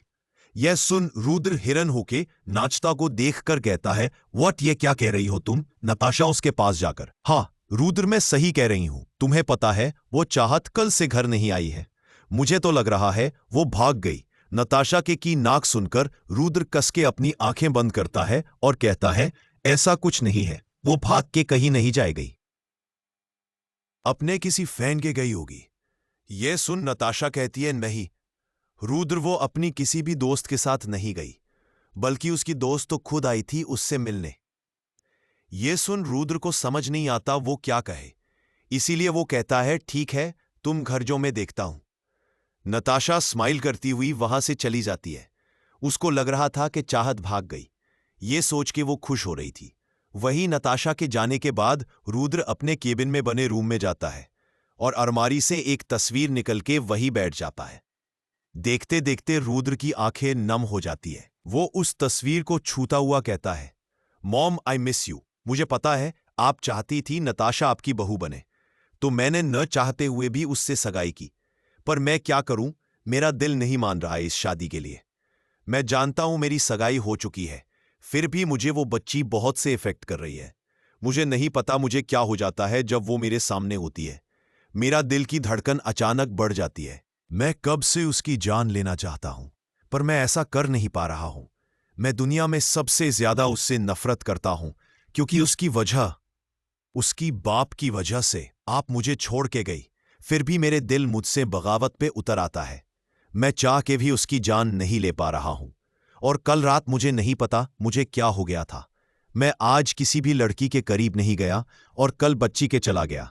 कैसे मैंने वो गलती कर दी, मुझे नहीं पता मुझे क्या हो रहा है। जब उसे कल इस हालत में देखा था तो मेरा दिल में दर्द होने लगा और मैं उसे घर न ले जाकर डार्क हाउस ले गया, क्योंकि वहां नताशा थी। रुद्र अपनी मां की तस्वीर को देख के कहता है, मां, आपको पता है, अगर मैं किसी से सबसे ज्यादा नफरत करता हूं तो वो बच्ची है, क्योंकि उसके बाप ने मुझसे आपको छीन लिया और मैं उस आदमी का भी सब कुछ छीन लेना चाहता हूं। फिर भी मैं कुछ नहीं कर पा रहा हूं। सोचता हूं उसे दर्द दूंगा, पर उसको दर्द मैं देखा नहीं जाता मुझसे। मेरा दिमाग कहता है, मैं उसे दर्द दो, उस हर चीज की सजा दो जो उसके बाप ने मुझे दी है। पर दिल कहता है, नहीं, मैं इसे दर्द नहीं दे सकता। जब भी उसे दर्द होता है तो तकलीफ मुझे होती है। मुझे समझ नहीं आ रहा है मैं दिल या दिमाग में से किसे चुनूं। क्यों मैं हर बार उसके सामने कमजोर पड़ जाता हूं? क्यों मेरे मजबूत इरादे इसके सामने टूट जाते हैं? क्यों, आखिर क्यों? क्या हो रहा है मुझे? आज रुद्र अपने आप से सवाल कर रहा था। उसके दिल और दिमाग में के बीच जंग छिड़ी हुई थी।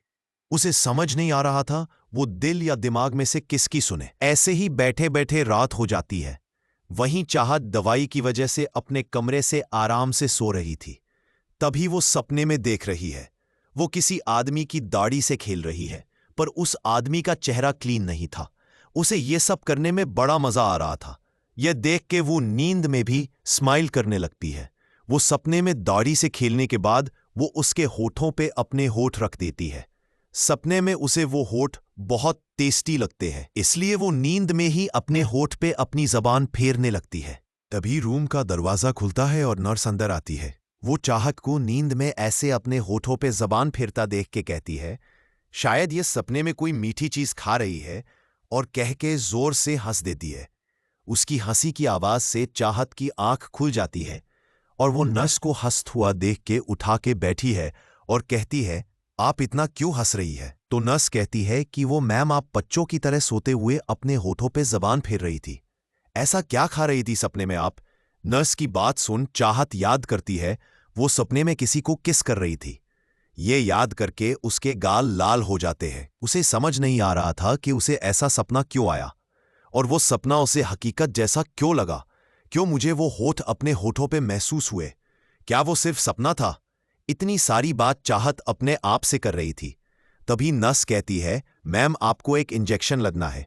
वही इंजेक्शन का नाम सुन चाहत की सिट्टी पिट्टी घूम हो जाती है। उसको इतना डरा देख नर्स कहती है, मैम, आप तो छोटे बच्चे की तरह डर रही है। छोटा सा इंजेक्शन है, पता भी नहीं चलेगा। यह कह के वो इंजेक्शन चाहत की तरफ लगने के लिए बढ़ती है। यह देख चाहत चीख के वहां से उठा के भागने लगती है और जाके किसी के मजबूत सीने से टकरा जाती है। वो डर से अपनी आंख कस के बंद कर लेती है और उस इंसान से चिपक जाती है। वही रुद्र जो अभी अभी ऑफिस से आया था, वो चाहत के उसे अचानक ऐसे गले लगाने से शॉक हो जाता है। उसकी सांसें ऊपर नीचे होने लगती है। और उसका दिल जोरों से शोर करने लगता है। वही चाहत सबसे बेखबर रुद्र को गले लगाए खड़ी थी। पूरे शांत कमरे में सिर्फ रुद्र की धड़कन की है आवाज सुनाई दे रही थी। तभी वो नर्स उस शांति को तोड़ते हुए कहती है, सर मैम इंजेक्शन नहीं लगवा रही है। वही नर्स की आवाज सुनकर रुद्रा को होश आता है और वह अपनी नजर उठाकर सामने नर्स को घूरता है। वही नर्स की आवाज से चाहत को भी होश आता है और वह एकदम से रुद्र से अलग होकर खड़ी हो जाती है। वो ऐसे सर झुकाए खड़ी थी जैसे उसने कोई बहुत बड़ी गलती करती हो और अब उसे पनिशमेंट करने लगती है। मिलेडी। वही रुद्र उसको ऐसे देख के मन ही मन मुस्कुराता है, पर अपने चेहरे पर सख्त भाव लादे हुए कहता है, यह क्या हरकत है? तुम इंजेक्शन क्यों नहीं लगवा रही हो?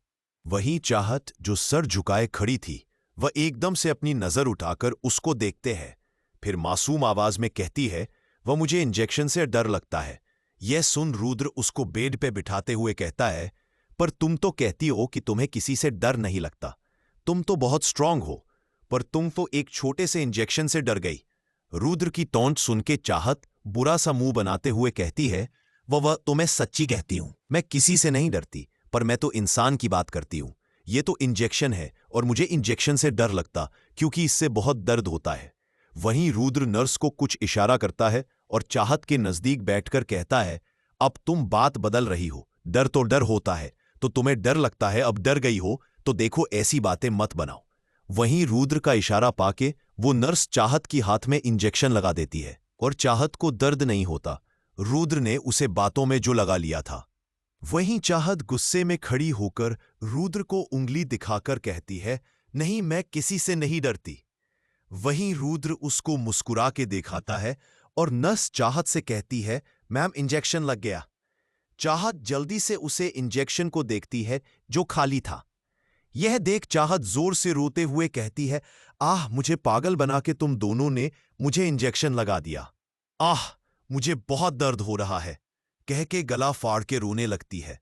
वहीं चाहत की यह नौटंकी देखकर रुद्र पास में पड़ा हुआ तकिया उठाकर उसके मुंह पर मरता और कहता है, बस करो अपने मगरमच्छ के आंसू बहाना। मुझे पता है तुमको कहीं दर्द नहीं हो रहा है। इनफैक्ट तुमको तो पता भी नहीं चला कि कब इंजेक्शन लग गया। यह कह के वो फ्रेश होने बाथरूम चला जाता है।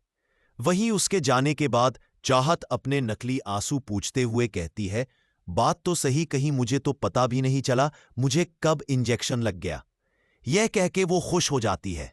वहीं नर्स हंसते हुए वहां से चली जाती है। रुद्र जब फ्रेश होकर बाहर आता है तो चाहत उसे घूर रही होती है।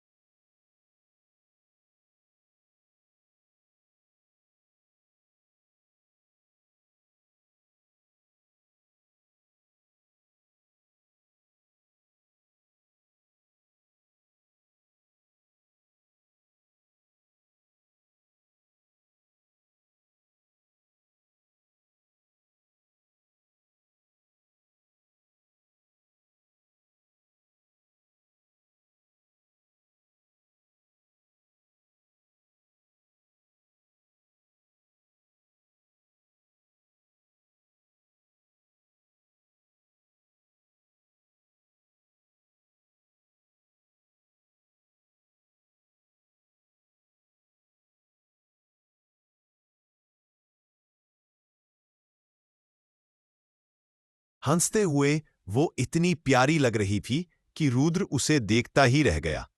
वहीं चाहत जब रुद्र की नजरें खुद पर पाती है तो चुप होकर कहती है, तो आपने मेरे सवाल का जवाब नहीं दिया। रुद्र होश में आता है और कहता है, कौन सा सवाल? चाहत कहती है कि आप और मैं एक ही कमरे में क्यों रह रहे हैं। रुद्र सोफे पर बैठकर कहता है, ये मेरा घर है और ये कमरा भी मेरा है, तो मैं जहां चाहूं वहां रहूं। चाहत चौंक कर कहती है, पर आप ऐसे कैसे मेरे साथ एक कमरे में रह सकते हैं? मैं आपके साथ एक कमरे में नहीं रह सकती। ये सुन रुद्र ईविल स्माइल करते हुए कहता है, कल रात तो बड़ी कह रही थी, मुझे छोड़ के मत जाओ और अब मेरे साथ रह नहीं सकती। ये सुनकर चाहत के गाल लाल हो जाते हैं, पर फिर खुद को संभाल कर कहती है, देखिए, आपकी सगाई हो चुकी है। अगर आपकी मंगेतर को पता चला कि हम दोनों एक ही कमरे में रह रहे हैं तो वो आपको छोड़ देगी। ये सुन रुद्र धीरे से कहता है, मैं भी यही चाहता हूं, चली जाए। चाहत कहती है, क्या? मैंने कुछ सुना नहीं, क्या कहा आपने?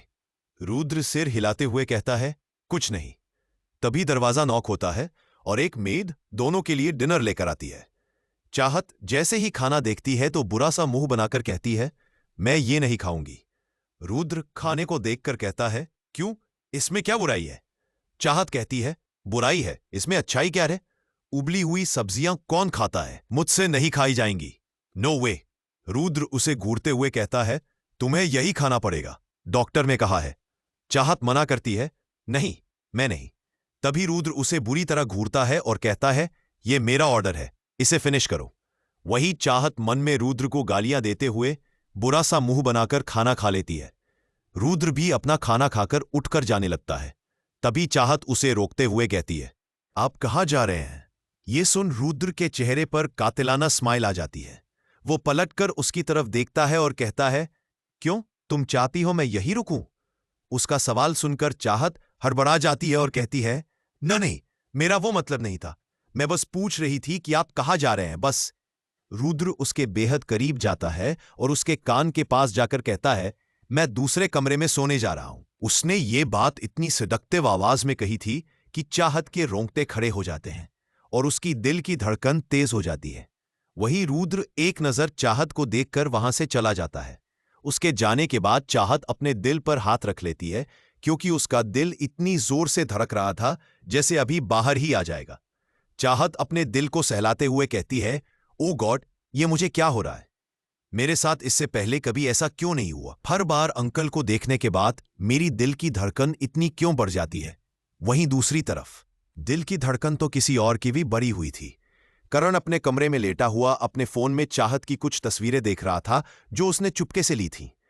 उन तस्वीरों को टच करते हुए कहता है, कहाँ हो यार, कब मिलोगी मुझसे? तुम अपने घर पर भी नहीं हो, तुम्हारा नंबर भी मेरे पास नहीं है। फिर ऊपर देखते हुए कहता है, भगवान जी, ये जुल्म मुझ पर बस कीजिए और मेरी प्रार्थना स्वीकार कीजिए। कल किसी भी तरह मुझे चाहत से मिलवा दीजिए। वही नताशा भी बेड पर लेटी थी। वो सोच रही थी कि कैसे रुद्र को अपने जाल में फंसाया जाए। सब अपने अपने कमरों में लेटे किसी ना किसी के बारे में सोच रहे थे। अब कल का दिन क्या मोड़ लाएगा इनकी जिंदगी में। अगली सुबह चाहत उठती है, तभी उसके कमरे में नर्स आती है और उसे चेक करती है।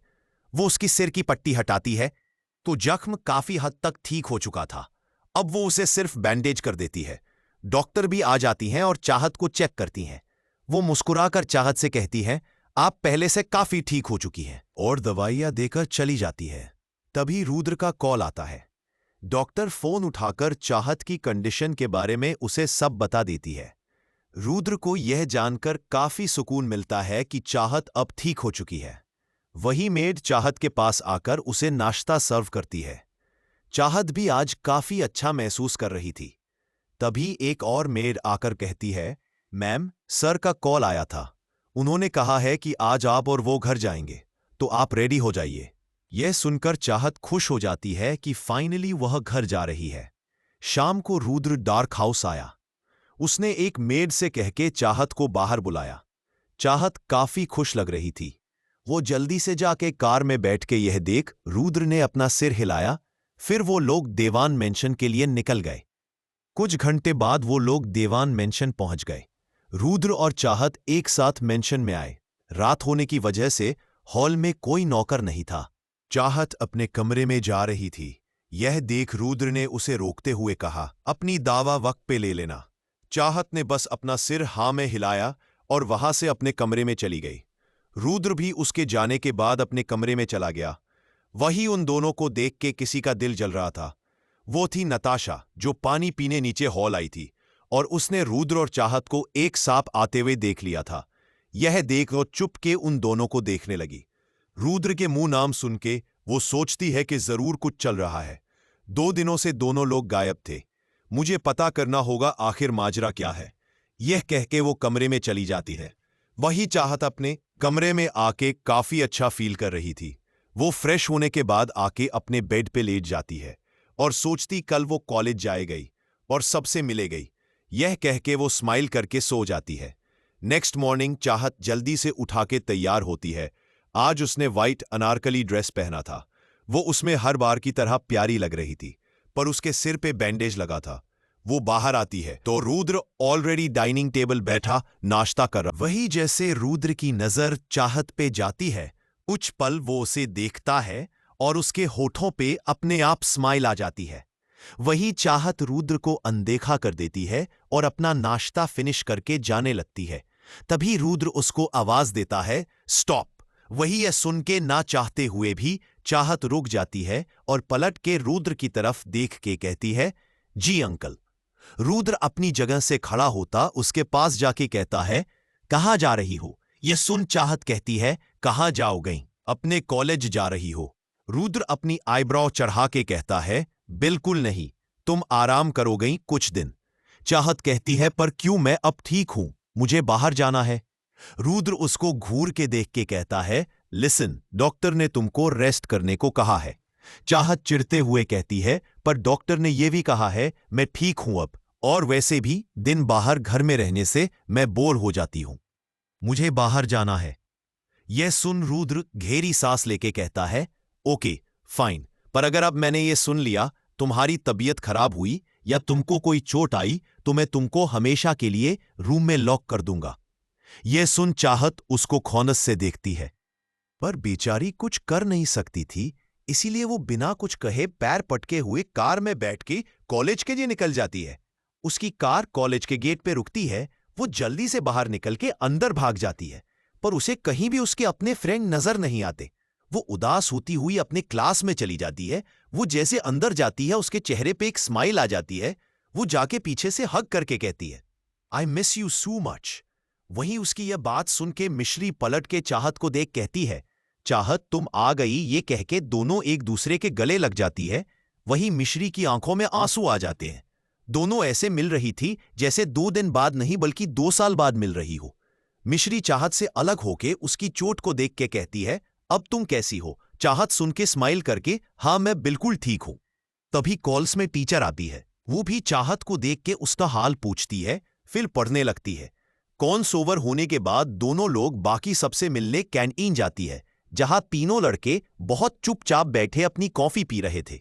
तभी वीर की नजर चाहत पे जाती है तो वो एकदम चीख के, चाहत वहीं का रंजो देवदास बना बैठ था। वो वीर की आवाज सुन के सामने देखता है, जहां चाहत खाड़ी उन तीनों देख के स्माइल कर रही थी। यह देख करण भाग के उसके पास जाता है और चाहत को गले से लगा लेता है। उसकी धड़कन 100 से ज्यादा तेज चल रही थी, जिसका एहसास चाहत को बखूबी हो रहा था। तुम ठीक हो? पता है मैं कितना डर गया था तुमको उस हालत में देख के। करण चाहत को और कसके गले लगाए हुए एक सांस में यह सब बोल देता है। वही चाहत की धड़कन भी कुछ उसके साथ दे नहीं रही थी। करण की बात सुन के चाहत के दिल में एक अपनेपन का एहसास होता है। वो स्माइल करके करण की पीठ पे हाथ रख के कहती है, मैं अब बिल्कुल ठीक हूं, देखो तुम्हारे सामने हो। यह सुन करण चाहत से अलग होके उसको अच्छे से चेक करता है, फिर उसके चोट को छूता है। तभी चाहत की एक आह निकल जाती है। करण अपना हाथ वापस लेते हुए, सॉरी सॉरी चाहत। चाहत स्माइल करके, कोई नहीं। तभी उसके पास वीर और विहान आके कहते, चाहत अब कैसी हो तुम? तुमने तो यार हम सबको डरा ही दिया था। चाहत मासूम सा फेस बनके अपने कान पकड़ के, आई एम सॉरी गाइज, आप सब मेरे वजह से इतने परेशान हो गए। कॉलेज में वह 5 लोग बैठे बातें कर रहे थे। तभी मिश्री कहती है, चाहत एक बात बताओ, तुम इतने दिन से कहाँ थी? चाहत में तो घर पर थी क्यों? यह सुन मिश्री और कारण एक दूसरे को देखते हैं। फिर मिश्री कहती है, वह क्या है ना, चाहत में दीवान मेंशन गई थी। तुम्हें मिलने पर जब मैं गेट पर पहुंची तो सिक्योरिटी गार्ड ने मुझे रोक लिया।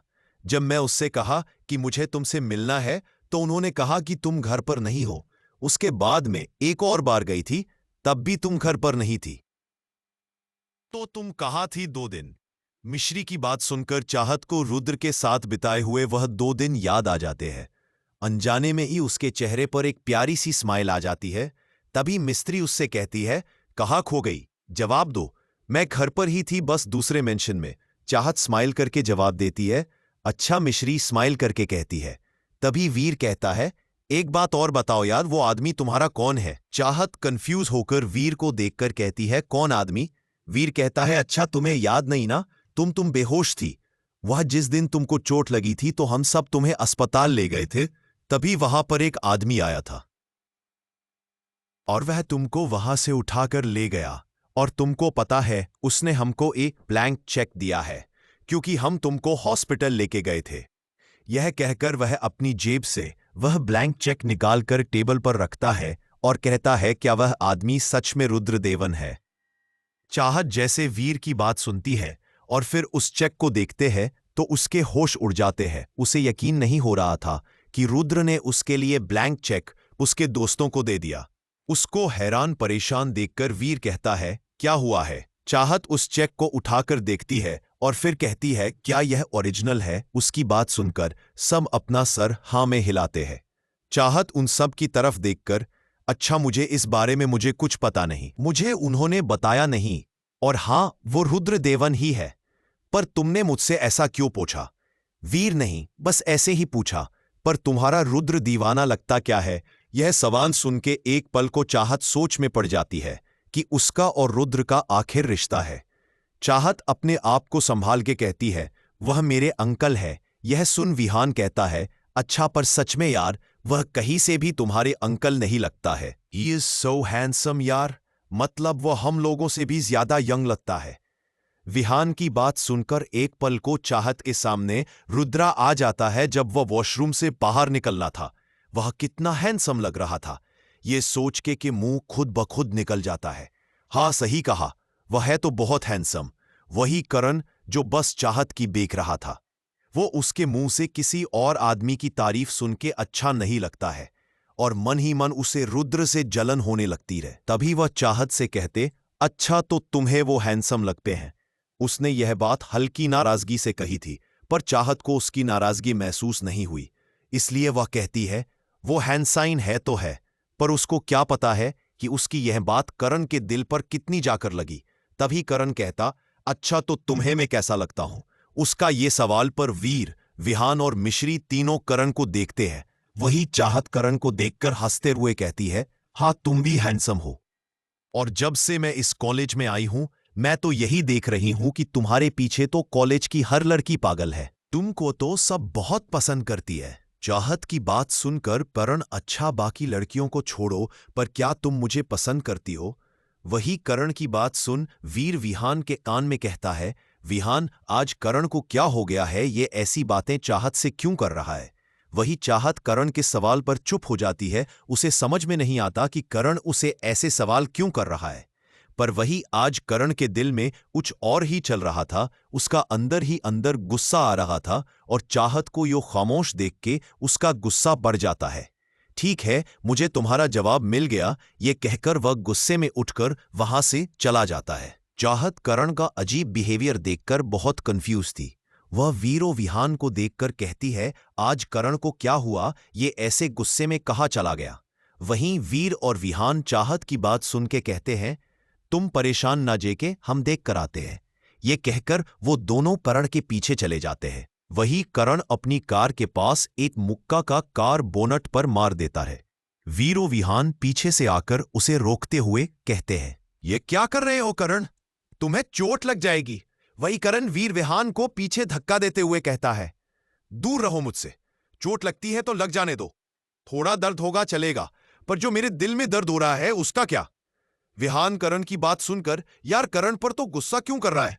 ऐसा क्या हो गया जो तुझे इतना गुस्सा आ रहा है? यह सुन करण विहान से गुस्से से कहता है, तू यह मुझसे पूछ रहा है कि मुझे इतना गुस्सा क्यों आ रहा है? तूने अंदर नहीं देखा कैसे चाहत किसी और आदमी की तारीफ कर रही थी? और जब मैंने पूछा कि क्या तुम मुझे पसंद करती हो, तो तूने देखा कैसे वहां चुप हो गई।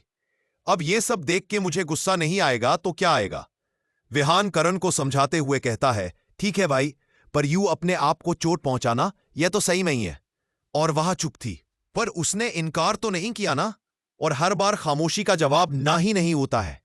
क्या पता वहां कंफ्यूज हो। तूने अचानक ही उसे ऐसा सवाल पूछ लिया, और वह भी इतने गुस्से से। इतनी जल्दी क्या थी? अभी तो तेरे पास उसका नंबर भी नहीं है। करेक्ट, वीर विहान की बात पर कहता है। उन दोनों की बात सुनकर करण को अपनी गलती रियलाइज होती है। वह कहता है, हाँ यार, तूने सही कहा, शायद मैंने जल्दबाजी कर दी। वीर करण के कंधे पर हाथ रखें। देखो करण, उसकी तबीयत ठीक नहीं है अभी, और ऐसी कौन लड़की को प्रपोज करता है यार? अगर तुझे उससे अपने दिल की बात कहनी थी या उसके दिल की बात जाननी थी तो अच्छे से प्रपोज करता। तू तो एक्टर है, तूने तो हजारों बार फिल्मों में लड़कियों को प्रपोज किया है। करण वीर को घूर के देखते हुए कहता है, वह मैं एक्टिंग करता हूं, ओके, उसमें कुछ रियल नहीं होता, जो होता है नकली होता, और मैं वही लाइंस बोलता हूं जो मुझे लिखकर दी जाती है। हाँ तो सही कह रहा है, पर भाई जरा सोच, नकली में इंसान इतना अच्छे से प्रपोज करता है, तो तू तो असली में कर रहा है ना। तो तेरा प्रपोज कैसा होना चाहिए? ऐसा होना चाहिए कि लड़की ना ही ना कर पाए। वीर करण को समझते हुए कहता है।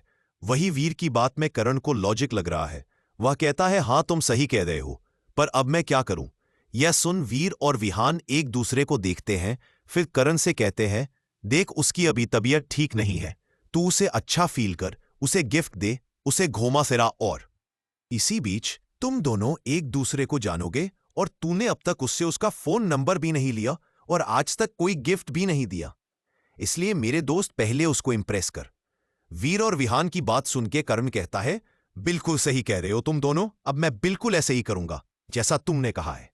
करण वीर को घूर के देखते हुए कहता है कि वो मैं एक्टिंग करता हूं, उसमें कुछ रियल नहीं होता, नकली होता, और मैं वही लाइंस बोलता हूं जो मुझे लिखकर दी जाती है। हाँ तो सही कह रहा है, पर भाई जरा सोच, नकली में इंसान इतना अच्छे से प्रपोज करता है, तो तू तो असली में कर रहा है ना। तो तेरा प्रपोज कैसा होना चाहिए? ऐसा होना चाहिए कि लड़की ना ही ना कर पाए। वीर करण को समझते हुए कहता है। वही वीर की बात में करण को लॉजिक लग रहा। वह कहता है, हाँ तुम सही कह रहे हो, पर अब मैं क्या करूं? यह सुन वीर और विहान एक दूसरे को देखते हैं, फिर करण से कहते हैं, देख उसकी अभी तबीयत ठीक नहीं है, तू उसे अच्छा फील कर, उसे गिफ्ट दे, उसे घुमा फिरा, और इसी बीच तुम दोनों एक दूसरे को जानोगे, और तूने अब तक उससे उसका फोन नंबर भी नहीं लिया और आज तक कोई गिफ्ट भी नहीं दिया। बिल्कुल सही कह रहे हो तुम दोनों, अब मैं बिल्कुल ऐसे ही करूंगा जैसा तुमने कहा है। यह कहकर वो दोनों के गले लग जाता है। वही वीर अपना हाथ आगे करता है, तो चलो ठीक है, हम अपने मिशन पर लगाते हैं। करण और विहान उसको को देखकर, कैसा मिशन? वीर स्माइल करते हुए। करण, वीर और विहान तीनों वापस कैंटीन जाते हैं, जहां पे चाहत और मिश्री बैठी थी। करण को देख के चाहत कहती है, क्या हो गया था करण तुमको? तुम ऐसे गुस्से में कहाँ चले गए थे? करण चाहत का हाथ पकड़ के कहता है, वो आई एम सॉरी चाहत, पता नहीं मुझे क्या हो गया था। एक्चुअली में एक मूवी में मेरा गुस्सा वाला सीन है, तो बस वही सब मेरे दिमाग में चल रहा था और मैंने तुम पे गुस्सा कर दिया, सॉरी। चाहत उसके हाथ पे अपना दूसरा हाथ रख के कहती है, ओह कोई बात नहीं, अच्छा हुआ तुम गुस्सा नहीं हो। यह सुन करण स्माइल करते हुए कहता है, क्यों, मेरे गुस्सा होने से तुमको फर्क पड़ता है? चाहत अपनी गर्दन हाँ में हिला के कहती है, बिल्कुल, तुम मेरे अच्छे दोस्त हो, अगर तुम नाराज हो जाते तो मैं कैसे मानती? मुझे किसी को माना भी नहीं आता है। तभी मिश्री कहती है, अरे चाहत, तू करण की बात क्यों मान रही है? इसने हम पे बेवजह गुस्सा किया और तो उसको ऐसे ही जाने दे रही है। वीर और विहान मिश्री की बात पर हमें हाँ मिलाते हुए कहते हैं, हाँ चाहत, तुम्हें करण को ऐसे नहीं छोड़ना चाहिए, इसने तुम पर गुस्सा किया ना। वही करण उन सब की बात सुनकर कहता रहे, ओके ओके, बस बस ठीक है, अगर गलती मेरी है, मैंने बेवजह गुस्सा किया है, तो उसको सुधारूंगा भी मैं, इसलिए आज हम सब बाहर चलेंगे घूमने। घूमने ने? चाहत हैरान होकर कहती है, नहीं नहीं, मैं घूमने नहीं जा सकती, मैं 2 दिन से कॉलेज नहीं आई हूं, मेरा काम पेंडिंग है, वह करना है। मिश्री उसकी बात काटते हुए कहती है, प्लीज चाहत, जितना काम है मैं तुमको दे दूंगी, पर आज हम सब लोग घूमने जाएंगे। चाहत उसकी की बात सुनकर, ठीक है, पर हम सब जाएंगे कहां? तभी करण कहता है, ये तो सरप्राइज है, अब हम शाम को मिलेंगे। ये सुनकर चाहत अब कहती है, पर ना तुम बता रहे हो कि कहां पर जाना है, तो हम कहां मिलेंगे शाम को? ये सुन मिश्री कहती है, तू परेशान मत हो, मैं तुझे लेने तेरे घर आ जाऊंगी, तू बस शाम को तैयार रहना। वीर मिश्री की बात सुनकर कहता है, वाओ यार, कितना मस्त आइडिया है। वही दूसरी तरफ नताशा एक बार में बैठी थी और उसके सामने एक आदमी बैठा था। नताशा अपने बैग से नोटों की गद्दी निकाल के उसे आदमी को देती है और एक फोटो भी उसे भी उस आदमी को देती है और कहती है, इस लड़की का नाम चाहत है, मुझे इसकी पाल पाल की रिपोर्ट चाहिए और ये भी जानना है कि ये 2 दिन से ये लड़की कहाँ थी और किसके साथ थी। वह आदमी जिसके चेहरे पर मास्क था, वह नोट की गद्दी को चूमते हुए कहता है, आप परेशान ना हो मैडम, आप समझे, आपका काम हो गया। नताशा खड़े होते हुए कहती है, वेरी गुड, पर काम ऐसे और इतनी सफाई से हो कि किसी को भनक तक ना लगे। वह आदमी नोटों की गद्दी को अपने जेब में डालते हुए कहता है, हो जाएगा मैडम। ये सुन नताशा अपना चश्मा पहनते हुए बार से बाहर निकल जाती है। अब इसका नेक्स्ट पार्ट हम कल अपलोड करेंगे। आपको नफरत से प्यार की शुरुआत स्टोरी कैसी लग रही है, हमें कमेंट बॉक्स में जरूर बताएं, क्योंकि आप जब हमें कमेंट करके अपनी राय देते हैं तो हमें भी खुशी होती है। तो मिलते हैं अब कल, और हाँ, चैनल को सब्सक्राइब जरूर करें और इस वीडियो को लाइक करें ताकि मुझे भी आगे की स्टोरी बनाने के लिए मोटिवेशन मिले। So thanks to all of you.